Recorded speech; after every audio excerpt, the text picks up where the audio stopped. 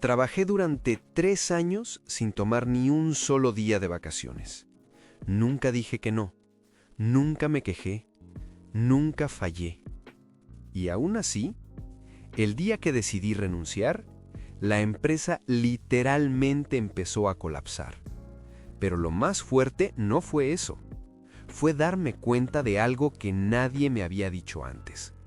Si estás dando todo en tu trabajo, quédate, porque esta historia puede cambiar cómo ves todo. Esto pasó en una empresa que desde fuera parecía perfecta. Buen ambiente, buen equipo, buenos resultados y, como siempre, frases típicas. Aquí valoramos el compromiso. Somos una familia. Aquí creces y te esfuerzas. El protagonista, vamos a llamarlo Javier, entró con muchas ganas, motivado, responsable, con esa mentalidad de voy a darlo todo. Y al principio, todo iba bien. Pero hay algo que nadie te dice cuando empiezas a trabajar así. El problema no es darlo todo. El problema es que cuando lo haces, la gente se acostumbra. Y cuando eso pasa, ya no es un esfuerzo extra. Se convierte en lo mínimo esperado. Desarrollo parte 1. El compromiso. Javier era ese tipo de persona que siempre decía sí. ¿Puedes quedarte un poco más? Sí. ¿Puedes ayudar con esto? Sí. ¿Puedes cubrir esto? Sí. Al principio, eso lo hacía destacar. Recibía reconocimiento. Le daban más responsabilidades. Se sentía importante. Pero poco a poco, algo empezó a cambiar. Las horas extra dejaron de ser ocasionales y se volvieron normales. Las responsabilidades aumentaron, pero el reconocimiento no. Y las vacaciones siempre se postergaban. Este no es buen momento. Después del proyecto, cuando haya más estabilidad, siempre había una razón. Y Javier seguía diciendo sí. Aquí hay algo importante. El problema no es que te pidan más. El problema es cuando dejas de notar que te están pidiendo demasiado. Y Javier ya estaba en ese punto, pero aún no lo sabía.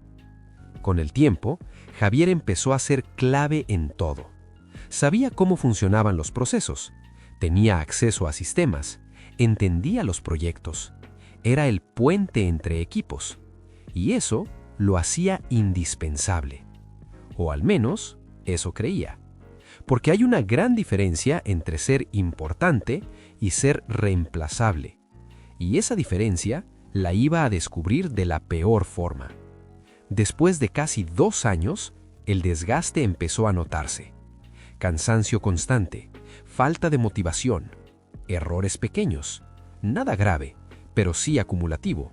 Y en lugar de apoyo, lo que recibió fue presión. Tienes que enfocarte más. Esperamos más de ti. Antes rendías mejor. Imagínate eso. Das todo durante años y cuando bajas un poco el ritmo, te hacen sentir que estás fallando. Y aquí es donde todo cambia, porque Javier empieza a ver algo que no había visto antes. Empieza a observar. ¿Quién se va a su hora? ¿Quién delega? ¿Quién evita responsabilidades? Y se da cuenta de algo incómodo. No todos están jugando el mismo juego. Algunos están protegiendo su tiempo y otros están usando el tiempo de Javier. Y entonces pasa algo clave. Solicita vacaciones, por primera vez en años. Y la respuesta es un no, otra vez. Pero esta vez, algo es diferente. No es el no, es la sensación de que no importa cuánto haga, nunca va a ser suficiente. Y ahí toma una decisión. Por primera vez, dice no. Y algo cambia inmediatamente. El ambiente se vuelve raro. Menos comunicación, más presión, menos apoyo. Como si dejar de darlo todo fuera un problema. Pero aquí viene lo interesante. Porque cuando Javier empezó a soltar, la empresa empezó a mostrar sus grietas. Procesos que solo él entendía empezaron a fallar. Tareas que él resolvía rápido se retrasaban. Errores pequeños se volvieron grandes. Y nadie sabía exactamente por qué. Porque durante años, Javier había estado sosteniendo más de lo que parecía. Sin darse cuenta, se había convertido en el sistema. Y lo más fuerte es que nadie lo valoraba hasta que dejó de hacerlo. Y entonces llegó el día. Javier renunció, sin drama, sin pelea. Solo decidió irse.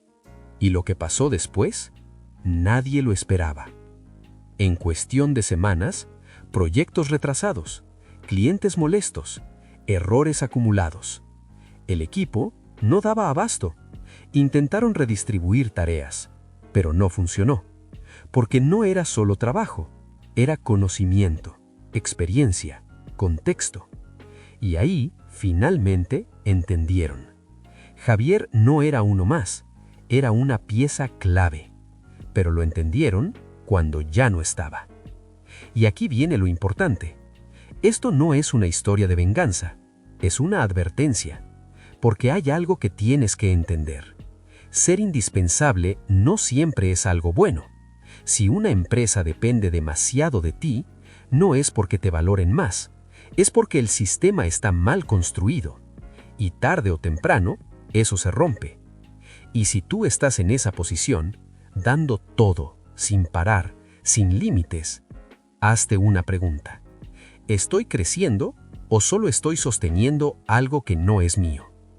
Si te gustan este tipo de historias, suscríbete, porque aquí no solo ves lo que pasa en el trabajo, entiendes cómo funciona de verdad.